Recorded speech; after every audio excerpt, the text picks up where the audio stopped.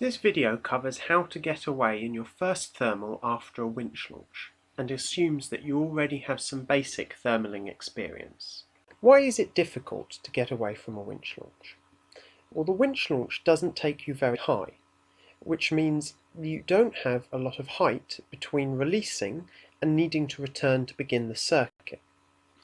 Because you don't have much height, that means you don't have much time, and that you can't travel very far. So you need to find a thermal in a small area in a short period of time, which means you really need to get it right first time.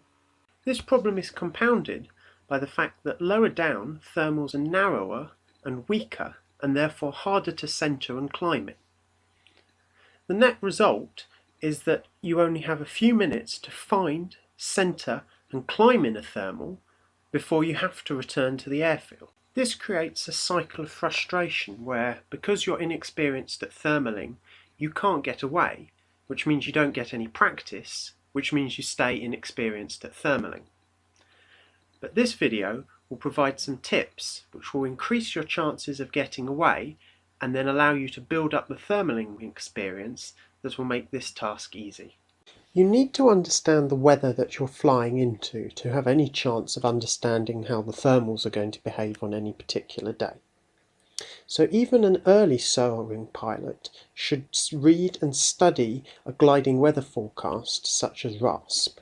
You should also be familiar with the flight characteristics of the glider you're going to fly, what the stall speed and minimum sink speeds are, what the polar curve of the glider is, and the flight characteristics of the glider.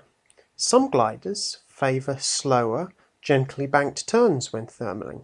Others you'll get better performance if you fly slightly faster and in a steeper angle of bank. Before you launch, you need to be monitoring the conditions to build up a mental picture of where the lift might be. You could follow the glider that's just launched and hope that they find a good thermal before you do. Or you could look for other nearby gliders that are thermaling. You can watch out for cumulus clouds, or watch out for streeting, which indicates a possible line of lift that you could fly along. The important thing is that you need to have been monitoring the conditions over a period of time before launching. So you've built up a mental picture of whether the lift is improving or decaying, and whether it's moving, and if it's moving, in what direction. Suppose this is the sky that you're about to launch into. Your first instinct might be to head for these gliders that are thermaling. Although they look reasonably nearby, once you're up in the air, you'd realise that they were much too far away to reach. So your second thought might be to head for this nearest cloud, which is just overhead. However, if you'd been watching this scene over time, you would have observed that the clouds were forming here and then growing as they drifted downwind, but eventually starting to decay, which would suggest that the thermal on the right of this view is dying and may not have any lift under it at all. So in that case, your best bet may be to head to this thermal, which is not yet dying, but probably is within range. In summary, before you launch, you need to have gathered as much information as possible about potential sources of lift and where they are, and you need to have been observing long enough to observe any cycles or patterns that are occurring in the thermals. And you must launch with a specific plan of what you're going to do, and that plan must be customized for every flight.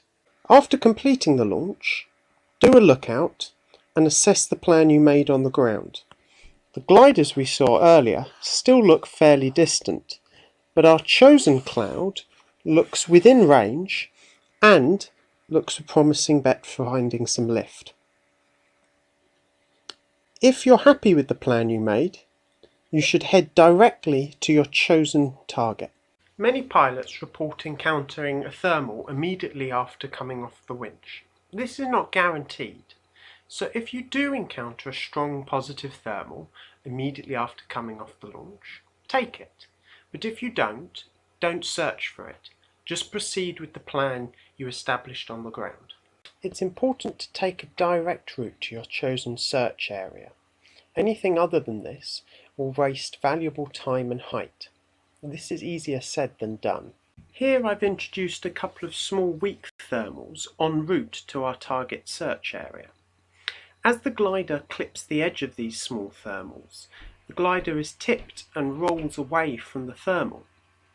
This results in the glider not only taking a longer route to the search area, but also flying through several areas of sink and away from several areas of lift. This happens when the pilot doesn't fly on a direct heading by picking a fixed reference point on the ground to head towards, but lets the glider just drift around the sky. Here's the same scenario from the side, indicating the ideal glide path of the glider. If you don't take a direct route and let the glider be pushed around by the smaller thermals, you will inevitably end up descending more quickly and arriving in your target search area at a lower height, exacerbating your problems. If you have good control of the glider, as you clip the edges of these thermals, you can take searching turns to see if they're any good. You may not climb, but you may find that there's no penalty to taking searching turns, and you may even arrive at your target area slightly higher than otherwise. If in your searching turn you do find good lift, you're better to stick with it and climb slowly, rather than push on for the promise of better lift that might not be there. If you reach your search area and the lift is not as good as you hoped, you're probably not well centered in the thermal.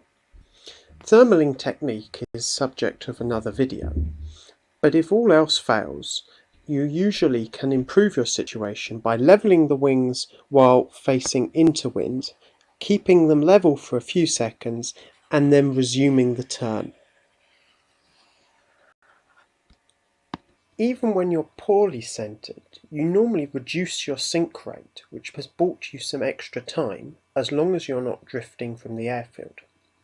While you're working to get yourself centered into the thermal, remember to keep looking out for other gliders and to keep an eye on where you are in relation to the airfield, because if you're being blown away from it, it will take you longer to get back than it did to take you to get there in the first place. In summary, you need to know the conditions before you take off and have developed a specific plan for your flight. You need to fly the glider well. That means flying in a coordinated way with good speed control and not letting thermals nudge you around the sky. You should take the first good source of lift you find, even if you're not properly centered in it, and work at it.